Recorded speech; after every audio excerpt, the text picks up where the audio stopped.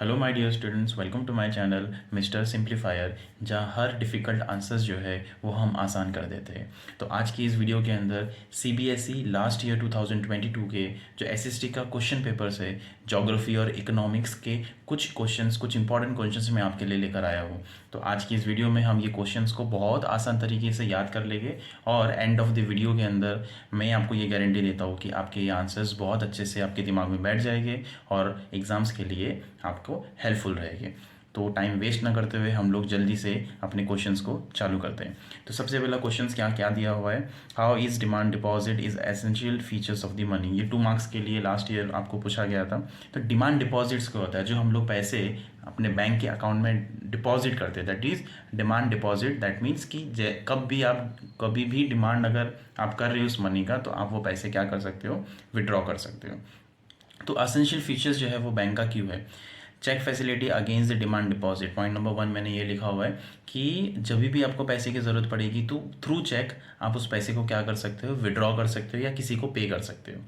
Payment settlement without cash, देखो आपको यहाँ कैश यूज़ करने की ज़रूरत बिल्कुल भी नहीं है। आपको किसी को भी पेमेंट देना है तो आप उसको चेक दे दो और चेक के थ्रू क्या हो जाएगा, सेटलमेंट हो जाएगा। तो you not suppose to withdraw the cash. Next क्या है, वाइडली एक्सेप्टेड है। तो widely accepted in the sense हर कोई आजकल जो है वो यूज़ करता है, क्योंकि नेक्स्ट वाला पॉइंट जो है हमने क्या दिया, मॉडर्न मनी। मॉडर्न मनी मतलब it act as a modern money.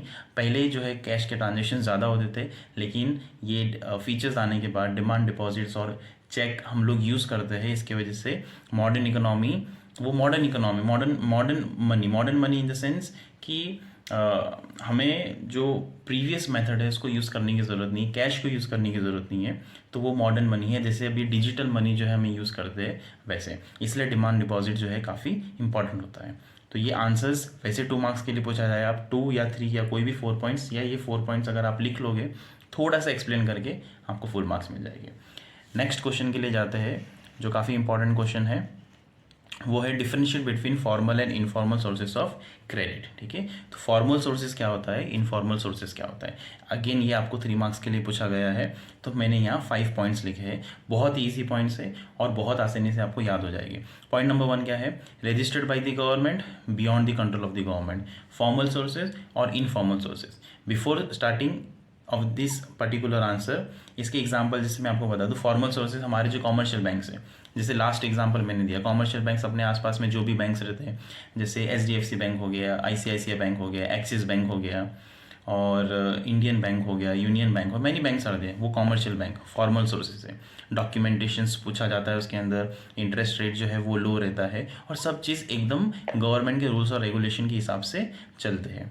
उसके अपोजिट में इनफॉर्मल सोर्सेज जो है वो कौन है, मनी लेंडर्स, जो मोस्टली आपको रूरल एरियाज़ और अर्बन एरियाज़ में भी मिलेंगे। और अगर आपको कोई भी पैसे की ज़रूरत पड़ती है तो हम लोग अपने रिलेटिव से पैसे ले लेते हैं, जिसके अंदर कोई भी डॉक्यूमेंटेशन जो है वो नहीं होता है। ठीक है, let's go with the point number 1, registered by the government beyond the control of the government. यहाँ गवर्नमेंट के अंदर रजिस्टर्ड होता है, यहाँ गवर्नमेंट का कोई भी कंट्रोल इनफॉर्मल सोर्सेज नहीं होता है, इनफॉर्मल सोर्सेज में नहीं होता है। ऑथोराइज्ड बाई दी, तो यहाँ की अथॉरिटी जो है वो लेता कौन है, पूरा का पूरा गवर्नमेंट रहता है। और इनफॉर्मल सोर्सेज में कोई भी ऑथोराइजेशन नहीं होता है, कोई भी अनऑथोराइज सोर्सेज जो है पूरी तरह से अनऑथोराइज होता है वो। ठीक है, कोई भी ऑथोराइजेशन नहीं होता है कि इन केस फ्यूचर में कुछ प्रॉब्लम आ जाए तो यहाँ कोई भी अथॉरिटी लेने के लिए तैयार नहीं होगा इनफॉर्मल सोर्सेज में। अगेन फॉर्मल सोर्सेज में supervised by the RBI reserve bank of India, जैसे आपको पता है। और यहाँ not supervised by any of the authority, कोई भी अथॉरिटी जो है यहाँ कोई भी सुपरवाइज नहीं करता है। जैसे मैंने आपको बताया, चार्ज लो इंटरेस्ट और यहाँ चार्ज हाई इंटरेस्ट। आपने ये चैप्टर के अंदर पढ़ा होगा, या बहुत सारे ऐसे चैप्टर्स है, जैसे 9th में अगर आपको चैप्टर याद होगा, पालनपुर, जो स्टोरी ऑफ पालनपुर जो है वो विलेज, छोटे विलेज का उसमें दिया था। उसके अंदर क्या होता था कि जो मनी लेंडर्स होते थे वो फार्मर्स को पैसे तो प्रोवाइड करते थे, लोन तो प्रोवाइड करते थे, लेकिन उसका इंटरेस्ट क्या होता था, हाई इंटरेस्ट होता था। ठीक है, तो इसके एग्जांपल मनी लेंडर्स, रिलेटिव्स मैंने लिखा हुआ है इनफॉर्मल सोर्सेज में, और फॉर्मल सोर्सेज के अंदर कॉमर्शियल बैंक।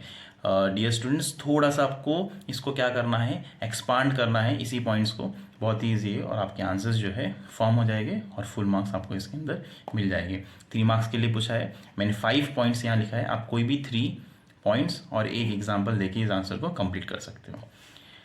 आगे बढ़ते हैं नेक्स्ट क्वेश्चन के पास। नेक्स्ट क्वेश्चन क्या दिया हुआ है, how does a bank work as a key components of the financial system explain. Again ये किसके अंदर किस लिए पूछा है, कितने मार्क्स के लिए पूछा है, 3 मार्क्स के लिए पूछा है कि बैंक जो है वो क्यों इंपॉर्टेंट है।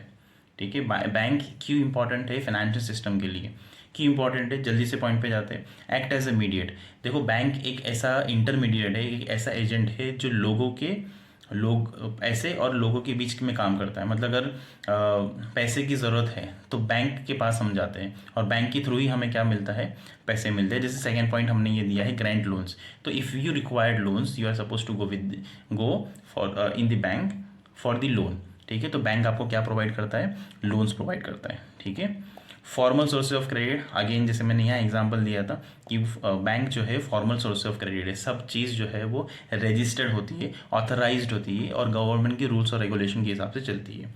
रेट ऑफ इंटरेस्ट लो रहता है, जो ऑथराइज्ड होता है उसके रेट ऑफ इंटरेस्ट क्या रहते हैं, हमेशा लो रहते हैं। ठीक है, रेट ऑफ इंटरेस्ट मीन्स बहुत, जो भी आप पैसे बोरो करते हैं उसके ऊपर जो आपको इंटरेस्ट पे करना पड़ता है वो।